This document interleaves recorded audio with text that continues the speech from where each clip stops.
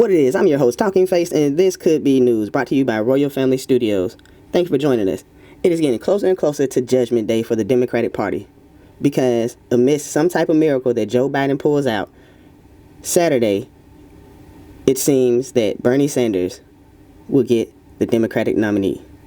And honestly, the Democratic demigods are trying to stop him, which makes Bernie Sanders supporters a little nervous, because the Bernie bros will feel that it would just be another cheat from when the 2016 Democratic election came about and Bernie Sanders lost. And they're threatening not to vote, amongst other things. If you don't know, they're a bit violent. Trump gets reelected, what? Cities burn.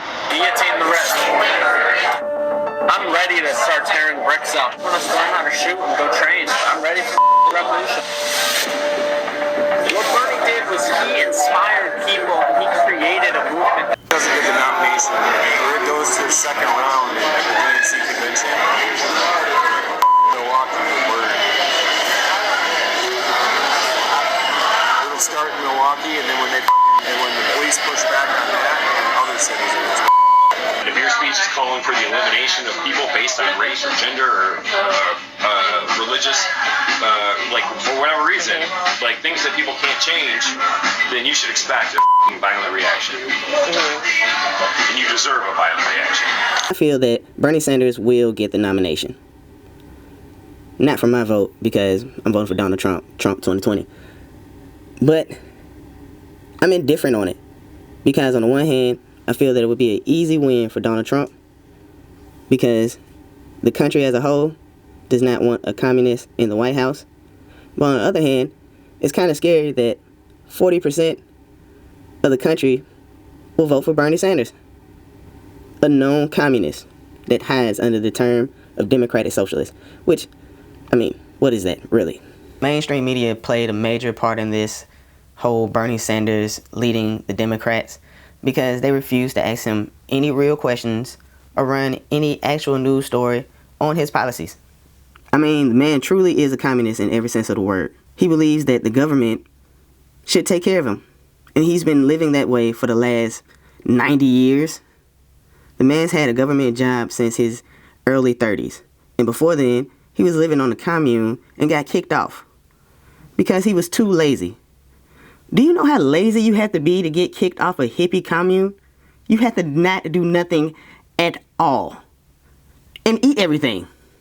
I remember Joe Rogan said on his podcast that he likes Bernie Sanders because he hasn't changed and he's kept with the same idea mentality for the last 150 years. I mean, that's cool if you're not trying to grow as a person, but we already see that communism doesn't work. Nazi Germany, Mao's China, Stalin's Russia, Mussolini's Italy. People have died. Millions of people have died because of communism.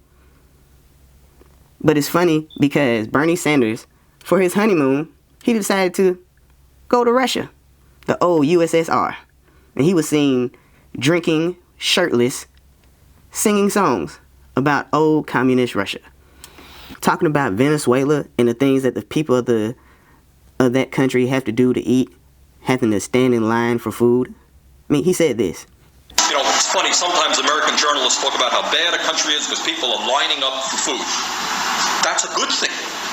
In other countries, people don't line up for food. The rich get the food and the poor starve to death. That's a good thing.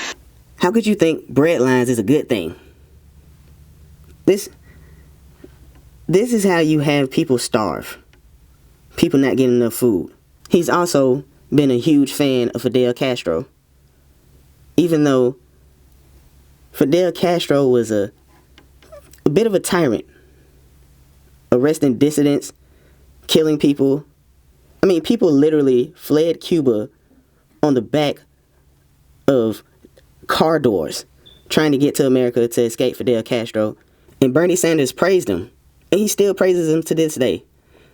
On a recent interview, he had this to say about Fidel Castro.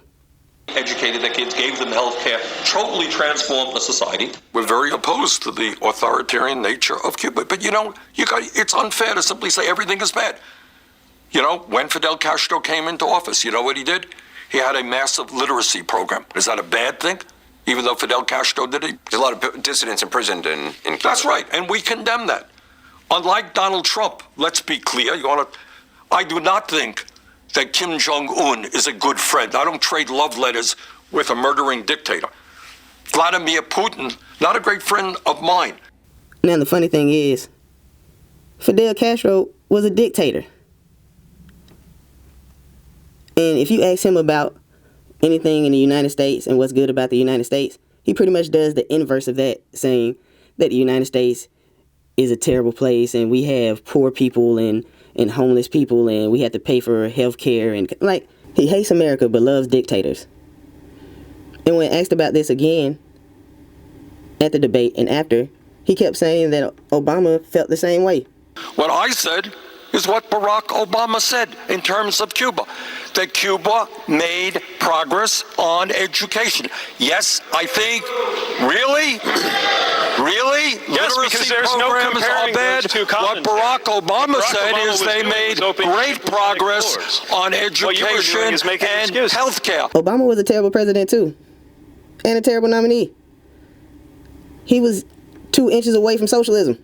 I do not want to bring up his past issues with writing certain articles that could have been a little, I guess, distasteful and racy.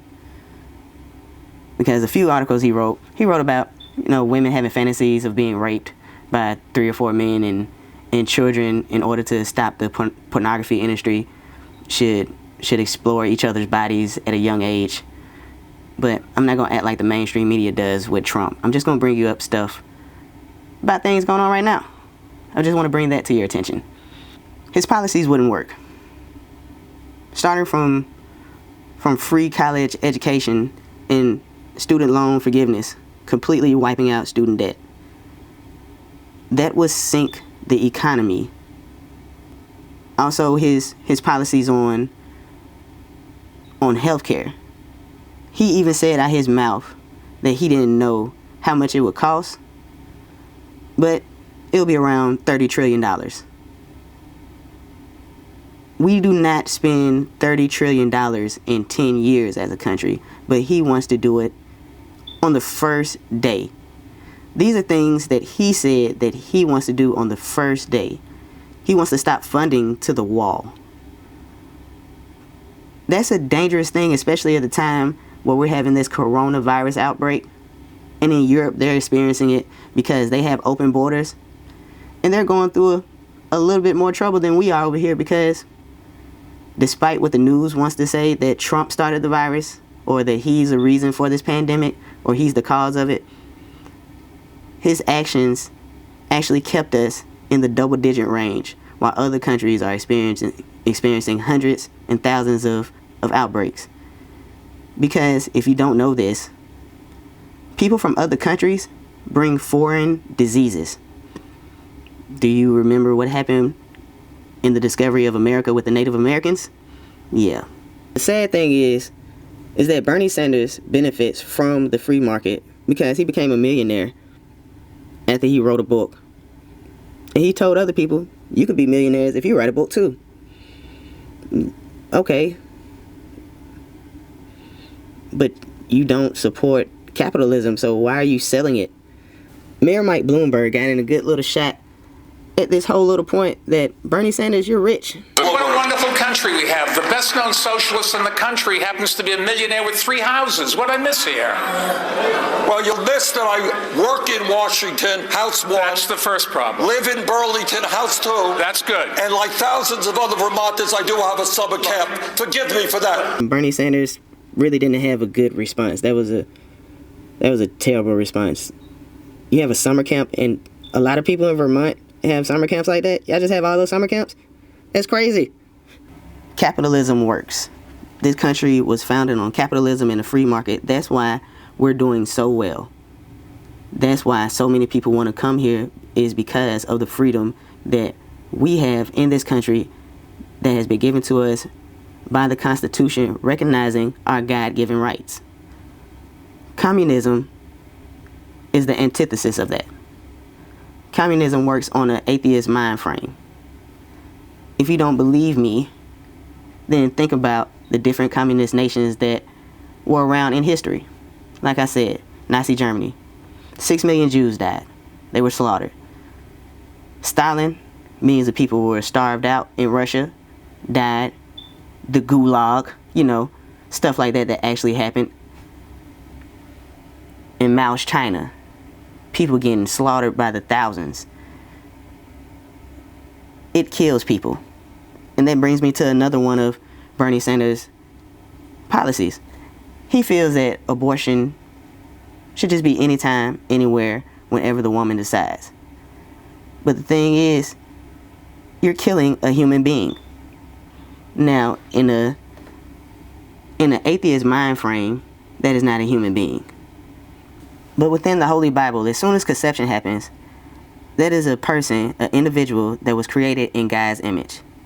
And by science, using DNA, that is a unique individual, totally separate.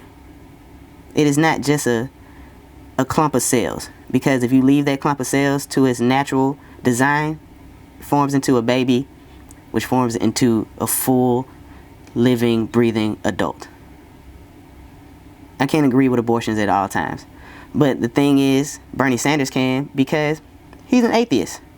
I know right now that he's claiming that he loves his Jewish background and upbringing. But we all know that's a lie, because he's close friends with known anti-Semites like Linda Sarsour, Rashida Tlaib, and Ilhan Omar. And it was funny, during the debate, he showed his true colors when asked if he would move the U.S. Embassy back to Tel Aviv. He had this to say. Would you move the U.S. Embassy back to Tel Aviv? Let me just, the answer is, it's something that we would take into consideration. Which would, but here, excuse me, but here is the point. I am very proud of being Jewish. I actually lived in Israel for some months. He didn't answer the question. And the reason is, he doesn't care anything about Judaism, Jews, or Israel. One last policy that kind of made me think a little bit about him being president was the legalization of marijuana. Now, I know a lot of people, they want marijuana to be legalized across the United States, but some stats show that that may not be a good thing, because of states like Colorado and California who are influencing some negative repercussions because of it. But this one statement he said on stage seemed pretty racist to me. I don't know about you, but I feel that he has a low standard for minorities. And I'll tell you what else we're going to do. We're going to provide help to the African American, Latino, Native American community to start businesses to sell legal marijuana, rather than let a few corporations control the legalized marijuana market. I don't know if Bernie Sanders knows this, but white people sell weed too illegally. It's not just for one group of people. But I know one thing. I can't vote for him. Communism is a scary thought to me. Just living in a nation like that, where they want to control and dictate everything that I do. And I'm not down for anybody trying to take my guns. You can't have my guns. But what do you think? Do you think, talking face, you're being paranoid and you're tripping? And Bernie Sanders is not going to take anybody's guns or sink this country into debt, make it like the third Great Depression, and destroy the economy like Democrats usually do. Nah, you're right. He's a communist, and communism doesn't work, because it's pretty much been shown throughout history that it doesn't work. But let me know in the comment section. Like and share the content. Please subscribe to the page. Peace.